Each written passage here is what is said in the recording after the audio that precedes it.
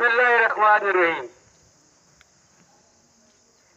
मेरे बाएं तरफ रखी हुई तस्वीर जो है, ये पिछले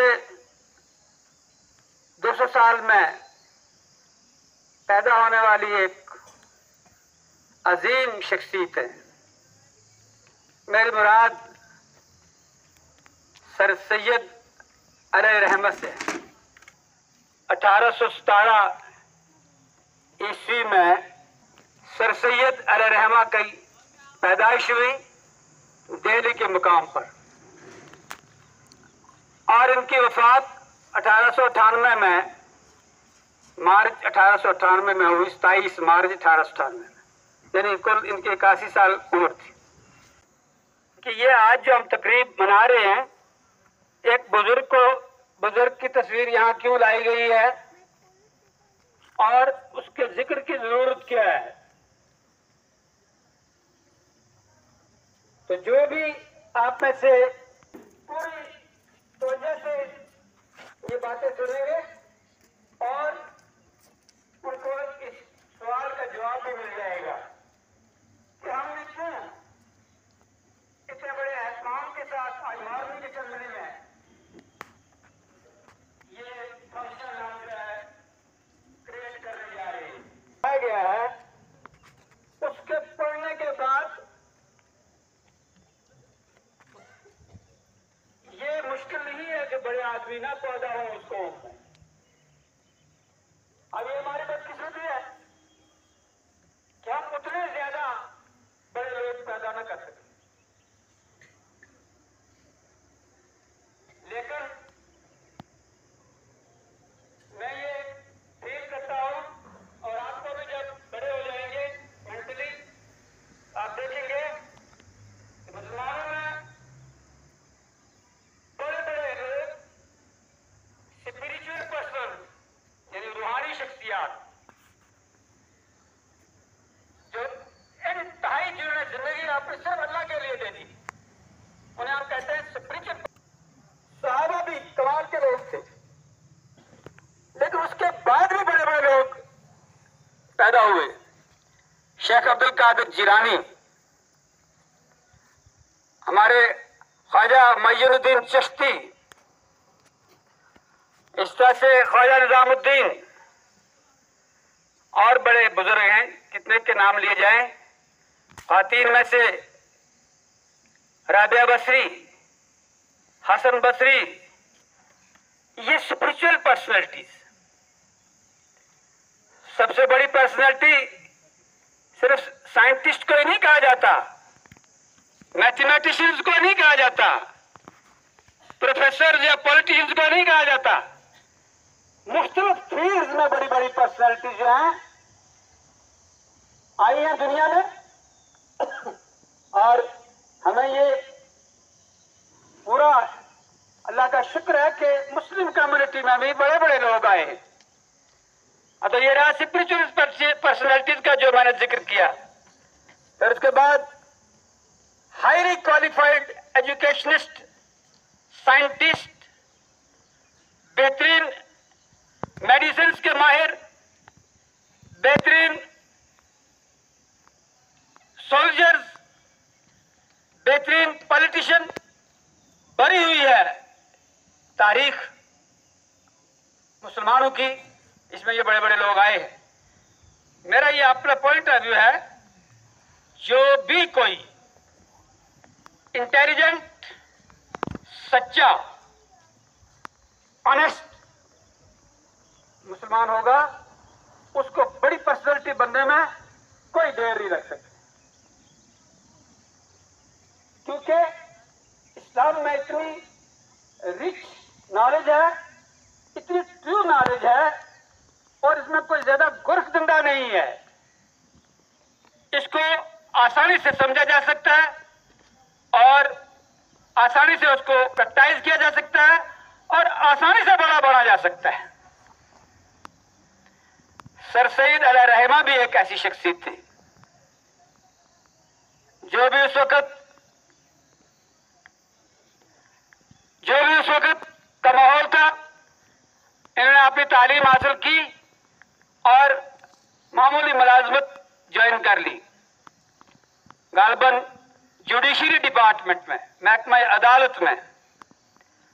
वहीं प्रमोट होकर ये मुनसिफ जज भी बने। और इन्हीं के उम्र में, इसी के दौरान इन्होंने 1857 का गदर भी देखा। वो गदर जो एक बगावत थी,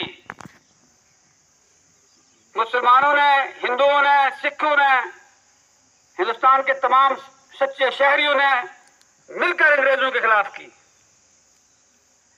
और वो पहला मार्का था अंग्रेजों के साथ, जिसमें हर कम्युनिटी के लोग मारे गए, लेकिन बतौर खास मुसलमानों पर इंतहाई जुल्म ढाए अंग्रेजों ने उस जमाने में।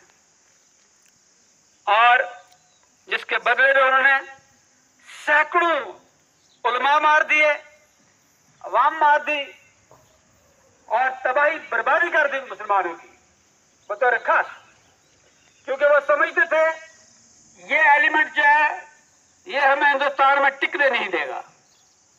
ये बड़े सख्त हैं, बड़े जफाकश हैं और इनमें जहाद का जो स्पिरिट है अंग्रेजों के खिलाफ, ये हमको यहां रुकने नहीं देगा। ये अंग्रेजों को डर था, लिहाजा उन्होंने बेतहाशा मुसलमान मार दिए और मुसलमान बहुत पीछे चले गए।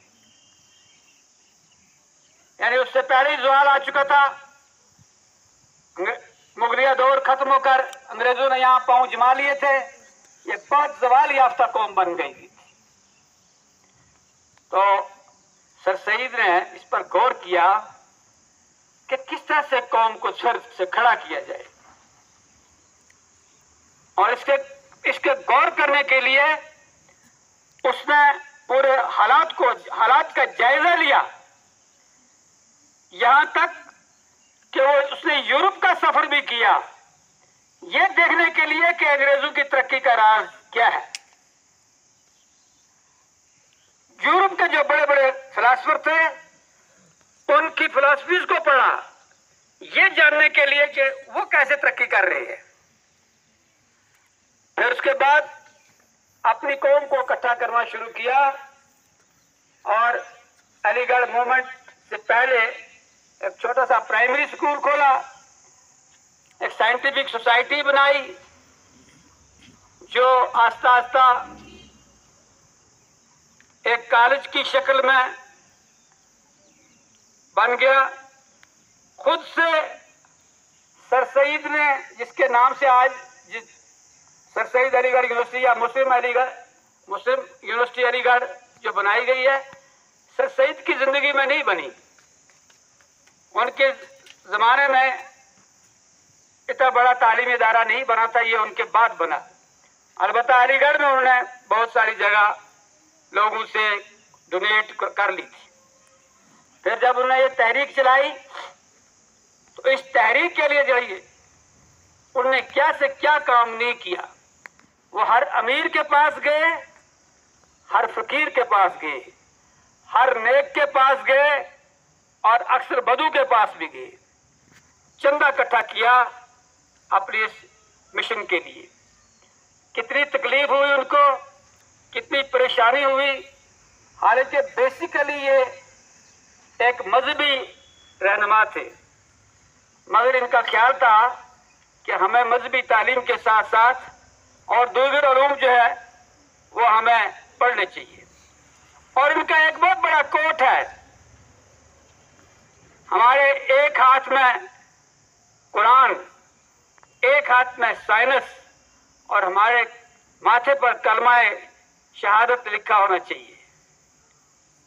ये उनका एक बड़ा कोट है। यानी वो मुसलमानों को चाहते थे कि वो साइंस के उलूम भी पढ़े, वो मैथमेटिक्स भी पढ़े, फिलॉसफी भी पढ़े, हिंदी पढ़े, संस्कृत पढ़े, जो भी दुनिया की एजुकेशन है वो भी पढ़े और साथ साथ दीनी तालीम भी हासिल करे। मस्जिद नबी एक बहुत बड़ा स्कूल था, बहुत बड़ा कॉलेज था, बहुत बड़ी यूनिवर्सिटी थी और वहाँ हर किस्म के लोग आते थे, हर किस्म के लोग बैठते थे, हर किस्म के मुकदमे तय होते थे, हर किस्म की जो तबादला ख्याल होता था दूसरी कौमें वहां आती थी, यहां तक के ईसाई लोग उसमें नमाज भी पढ़ा करते थे, उनको नमाज पढ़ने की भी इजाजत देते थे। दुश्मन भी आते थे उनकी मस्जिद में, मगर हमने इतनी पाबंदियां कर रखी है, अगर हमारे अकीदे का दूसरा आदमी हमारी मस्जिद में आए उसको मार मार के निकालते हैं, उसके बाद मस्जिद धोते हैं। हम इतने फॉरवर्ड मुसलमान हैं, ये 200 साल पुराना मुसलमान, इतना मॉडर्न मेंटली के आज भी ऐसा मॉडर्न नहीं मिलता है जितना ये उस जमाने में था। मैं कभी कभी सोचता हूँ 200 साल पहले का बंदा इतना मॉडर्न, मैं आज की दुनिया में इतना मॉडर्न नहीं हूँ, सिर्फ इतना ही मॉडर्न हूँ कि मोबाइल चला सकता हूँ, वरना सर सैयद मुझसे आज भी हजार मील आगे। सर सैयद रहमा पाकिस्तान के, उस वक्त पाकिस्तान नहीं होता था, लाहौर के इलाके में गए चंदा जमा करने के लिए। वहां एक बस्ती है बेहुदा और ख्वाहिशा औरतों की, वो उनके मोहल्ले में चले गए और उनको कहा चंदा दो, मैं स्कूल खोल रहा हूं। मोदी ने और स्पष्ट कंधा कसा कि देखो जी ये बदमाश औरतें हैं, उनके मोहल्लों में गिरा ये बड़ा वाहियात है, नाउज़ुबिल्लाह ऐसी बातें उस पर कही। उसने कहा क्या हर्ज क्या है भाई, मैं उनके चंदे से अपने मदरसे के बाथरूम बनाऊंगा। और उसने किया ऐसे ही, वहां से चंदा लाया तो वहां के लाहौर के नौजवान लड़के उठे, सर सैयद को बाजार में लाया पकड़कर, कहा नाचो यहां पर। अब देखो इस तरह का बुजुर्ग, इसको कहा नाचो नाचो फिर तुम्हें हम चंदा देंगे। और सर सैयद ने नाचा और चंदा लिया। फिर कुछ और घरों में गया, उन्होंने कहा ये हमारे दीन के खिलाफ चल रहा है, ये अंग्रेजों का पिट्ठू है, इसको जूते मारो। और इस पर जूते फेंके तो सर सैयद ने वो सारे जूते इकट्ठे किए, एक बोरी में रखे और उसके बाद बेचे, और वो भी पैसा इकट्ठा करके अपने मदरसे के लिए लाया। और फिर सर सैयद ने हमारे लिए इतनी बड़ी तालीमी दरसगाह बनाई, इतनी बड़ी तालीमी दरसगाह बनाई कि आज वो दुनिया में एक नामी ग्रामी इदारा है जिसको हम कहते हैं मुस्लिम यूनिवर्सिटी अलीगढ़। हजारों लोगों ने यहां से इस्तेफादा किया है। हमारे स्टाफ में भी हो सकता है कोई तालिब इल्म वहां का हो। और आपको ये बताऊं, हमारे जो फरजांद मोहतरम है जनाब ताहिर खुर्शीद रैना साहब, वो भी वहां से पढ़कर फारिग हुए हैं और अल्लाह के करम से बड़ी अच्छा परफॉर्म किया और फिर वो आज अच्छी पोस्ट पर काम कर रहे हैं। वो भी वहां के फारिग है। मैं वहां से नहीं पढ़ा हूं, लेकिन सर सैयद से उनके मिशन से इस्तेफादा किया है। मैं वहां गया हूं, एक महीने में वहां रहा हूं। बहुत बड़ा कैंपस है, उसमें आज की डेट में जो मेरा ख्याल रफली 30,000 बच्चे पढ़ते हैं और कमोबेश 20-25 हजार उसमें रह रहे हैं, हॉस्टल है वहां पर। और तकरीबन 150 सब्जेक्ट्स हैं जिसमें पोस्ट ग्रेजुएशन और पीएचडी की जा सकती है। उलमा वगैरह वहां से पैदा हुए। लेकिन सर सैयद का ख्वाब था कि मुझे मुसलमानों को इतना इज्जतदार बनाना है ताकि ये दुनिया की बड़ी कौमें जो हैं अपने आप को सुपर कौमें कहना आते हैं, ईसाई, यहूदी, चाइनीज, जापानीज और दूसरी हमारी पड़ोसी कौमें, तो ये उनके मुकाबले में आ जाए। मगर अफसोस ये है कि हम सर सैयद को उतना फॉलो नहीं कर सके और मुकाबला तो हम बाकी कौमों का क्या करते हैं, बाकी कौमों ने हमें रिजेक्ट कर दिया है। वो आप हमें ये कहते हैं कि ये बड़े दकिया रूस कौम है मुसलमान, वो हमें कहते हैं ये दहशतगर्द कौम है, वो हमें कहते हैं कि ये जाहिल है। और कुछ लगता भी ऐसा ही है। सिर्फ 60 लाख यहूदी हैं जो इसराइल में रह रहे हैं, सिर्फ 60 लाख। और जितने भी नोबेल प्राइज है दुनिया के, उसमें से आधे से ज्यादा सिर्फ उन 60 लाख लोगों में है। और हमारे पास कोई 1.5 अरब आबादी हम मुसलमान हैं, हमारे पास कोई क्या कहते हैं नोबेल प्राइज, यहीं से पता चलता है। फिर पिछले 60-70 साल में यहूदियों ने इतनी तरक्की की है कि जो उन्होंने यूनिवर्सिटियां बनाई हैं, उनकी 6 यूनिवर्सिटियां दुनिया की टॉप 10 में है। जो टॉप 10 यूनिवर्सिटी दुनिया है, उसमें यहूदियों की 6 यूनिवर्सिटियां हैं।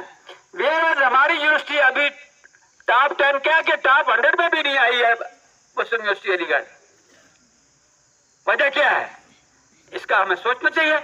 इसका मतलब इसको अच्छे स्टूडेंट नहीं मिल रहे हैं, इसको अच्छा स्टाफ नहीं मिल रहा है, इसको अच्छी लीडरशिप नहीं मिल रही है। वरना यह यूनिवर्सिटी भी टॉप 10 में होनी चाहिए थी, क्यों नहीं है? यहां से साइंटिस्ट क्यों नहीं निकल रहे? यहां से दुनिया के बड़े मुदब्बिर क्यों नहीं निकल रहे, जो दुनिया का नक्शा बदल दे? नक्शा बदलने का मतलब यह नहीं है कि मुल्कों को लड़ा दें, सरहदें चेंज कर दें, नहीं, दुनिया को नया एक मैसेज दे जो हमारे पास ऑलरेडी है। दुनिया इस वक्त फ्रस्ट्रेशन में है, दुनिया घबराई हुई है, दुनिया लड़ाइयां कर रही है, दुनिया झगड़े कर रही है, सरहदों के झगड़े हैं, बेतहाशा गुर्बत है, बेतहाशा बीमारी है, बेतहाशा पसमानदगी है। और इस सब को खत्म करने के लिए हमें अपने अलीगढ़ यूनिवर्सिटी से निकलने चाहिए थे फर्जंद।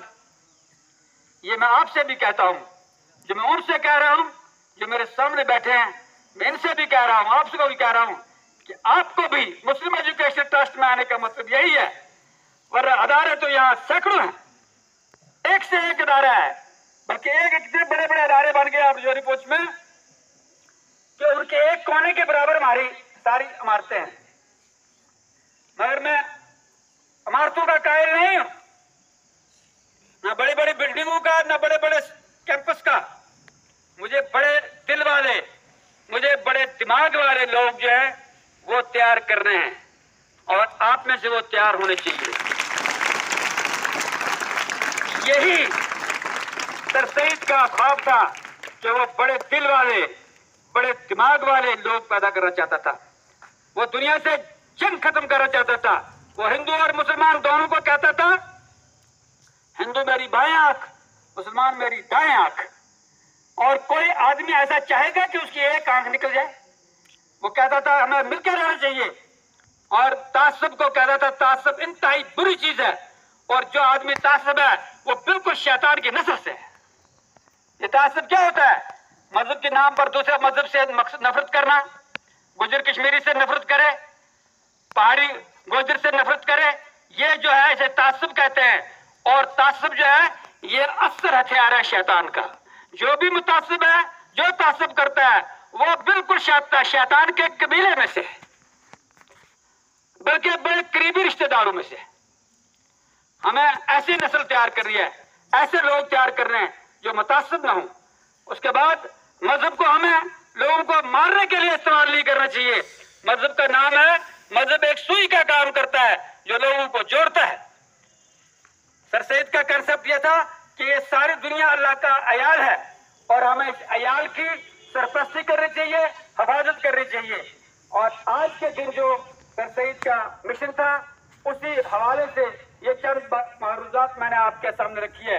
हम सब ये ऐद करते हैं कि हम सर सईद अलैहिर्रहमा के नक्श कदम पर, जो हमने हमें अच्छी तालीम दी है और उन्होंने जो हमें अच्छा काम करने का मौका दिया और फील्ड दिया है, कॉन्सेप्ट दिया है, ये जो एमईटी है, ये भी एक बेसिक फाउंडर इसके प्रोफेसर गुलाम रसूल बच्चा साहब है, और वो सर सईद यूनिवर्सिटी के ही प्रोडक्ट थे। सर सईद यूनिवर्सिटी हमारे जम्मू कश्मीर के सर सईद प्रोफेसर गुलाम रसूल बच्चा को कहा जाता है, और उन्होंने इस तालीमी मिशन को आगे बढ़ाया। वो कहते थे मैंने कोई नया काम नहीं किया है, मैं सर सईद के मिशन को आगे बढ़ाता हूँ। और फिर मैंने इसकी एक बार वजाहत भी की थी कि हम सब मिलकर कोई नया काम नहीं करते हैं, हम अपने पैगंबर का मिशन लेकर आगे चल रहे हैं। हमारे पैगंबर का मिशन ये था कि दुनिया में इल्म फैलाए, दुनिया में रोशनी फैलाओ, दुनिया में अमन फैलाओ, दुनिया में मोहब्बत फैलाओ, दुनिया में इखलाक फैलाओ। और फिर इस सारे समाज में, चाहे इसमें मर्द हों, चाहे इसमें औरत हों, चाहे इसमें बच्चे हों, चाहे बूढ़े हों, सबको खुशहाली मिलनी चाहिए, अमन मिलना चाहिए, और दुनिया से जंग व जदल खत्म होना चाहिए।